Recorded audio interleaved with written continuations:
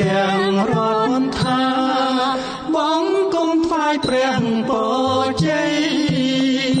ព្រះមហាក្ស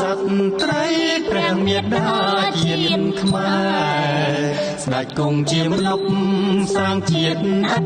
ប្រែព្រះតីសុនដងស្មាំងស្មងដងហែព្រះបរមរតនកោដ្ឋព្រះវររាជបិតាជាតិខ្មែរសូមទេវតាក្រងខែហើយលួងម៉ែអង្គម្ចាស់ថ្លៃ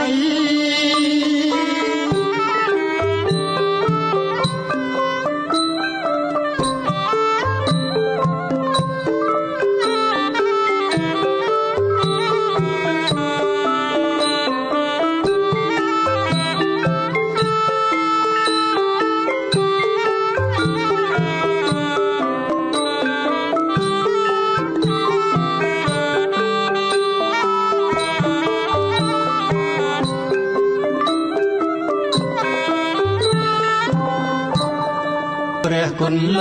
ងដឹកនាំព្រះរាជកិច្ចព្រះប្រតិបត្តិក៏លំអានបវរព្រះវរមានតាព្រះប្រធានកិត្តិយសខ្ពង់ខ្ពស់ថ្លៃថ្លាកាកបាទក្រហមកម្ពុជាក្រុមសាខាសូមលើកហាត់ថាបងគុំថ្វាយព្រះពរជ័យគង់ជាសុខខៃអង្គវែងរៀង